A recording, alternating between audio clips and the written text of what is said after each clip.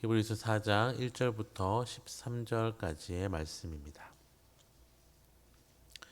1절부터 13절을 저와 성도님들이 한 절씩 교독하도록 하겠습니다.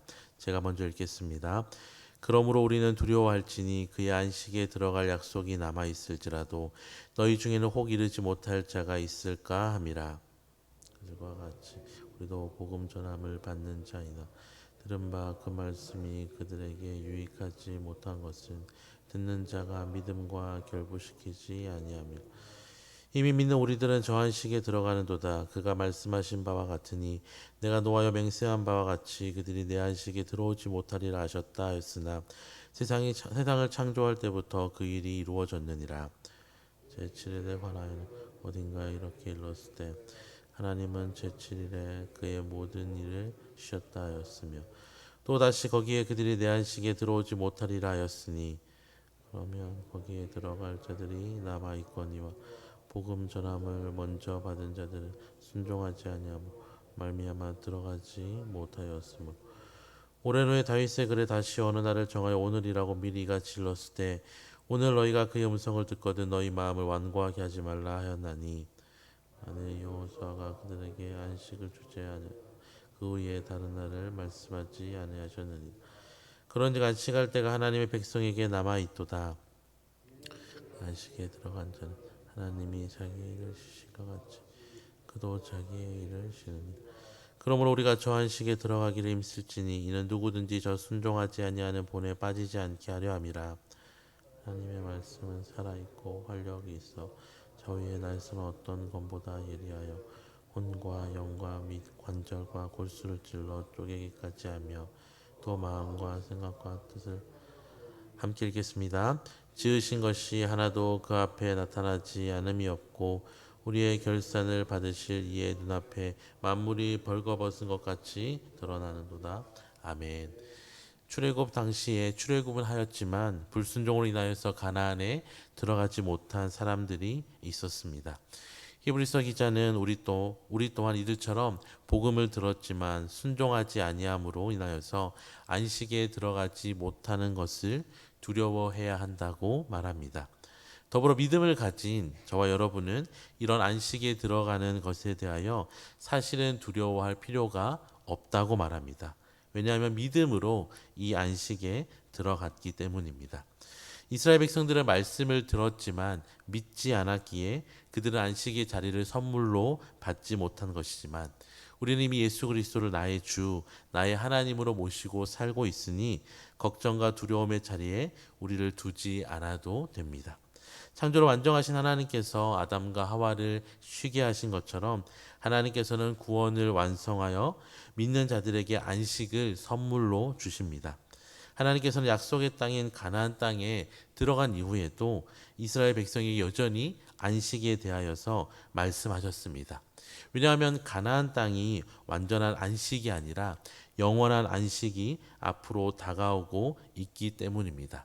다윗은 그날을 기억하여서 오늘 마음을 부드럽게 하고 하나님의 말씀을 들으라고 말하였습니다. 사랑하는 성도 여러분, 우리는 하나님께서 우리에게 선물로 주신 안식을 맛볼 자들입니다. 그날을 우리가 기다릴 때에 우리는 삶의 소망을 가질 수 있습니다. 그날이 오면 창조를 완성하신 하나님께서 쉬신 것 같이 우리도 수고를 그치고 쉴 것입니다. 우리는 이 안식을 바라보며 그 안식에 들어가기 위하여서 힘써야 합니다. 하나님이 주시는 그 안식을 누리기까지 말씀에 순종함으로 우리는 구원을 이어가야 합니다. 우리가 그렇게 사모하고 힘쓸 때에 우리만 일하는 것이 아니라 하나님은 말씀을 통해서 우리에게 일하십니다. 말씀은 능력이 있습니다. 오늘 읽은 12절과 13절에 기록되어 있는 것처럼 하나님의 말씀은 예리한 수술칼처럼 우리의 생각과 행동을 하나하나 해부하여서 그 안에 순종하지 못하게 하는 나쁜 세포들을 깨끗하게 수술하여서 우리의 구원을 이루어 갑니다.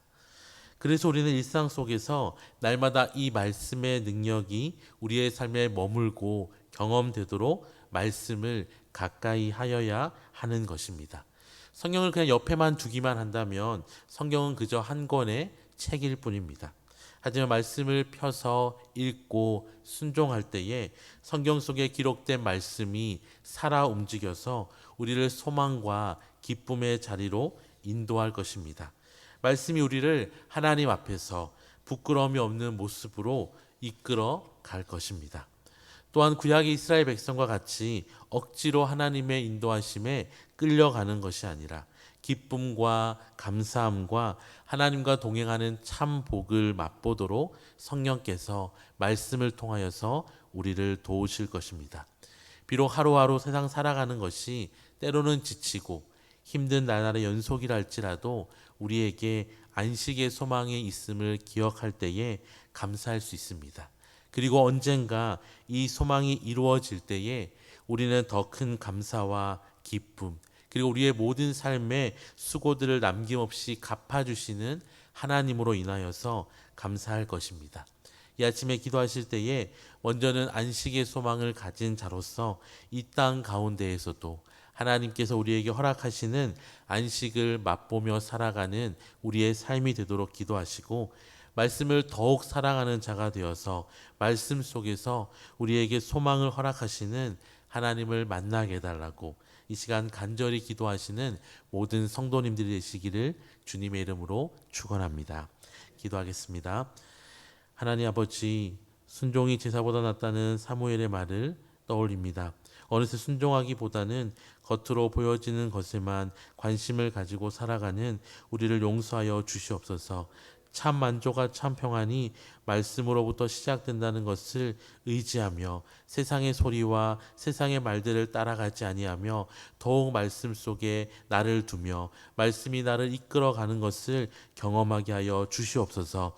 주의 말씀이 내 발의 등이요 길이라고 약속하셨듯이 말씀에 순종하는 삶을 살게 하셔서 말씀이 나의 삶을 이끌어가는 것을 오늘 하루도 경험하게 하여 주시옵소서. 감사드리며 예수님의 이름으로 기도드립니다. 아멘.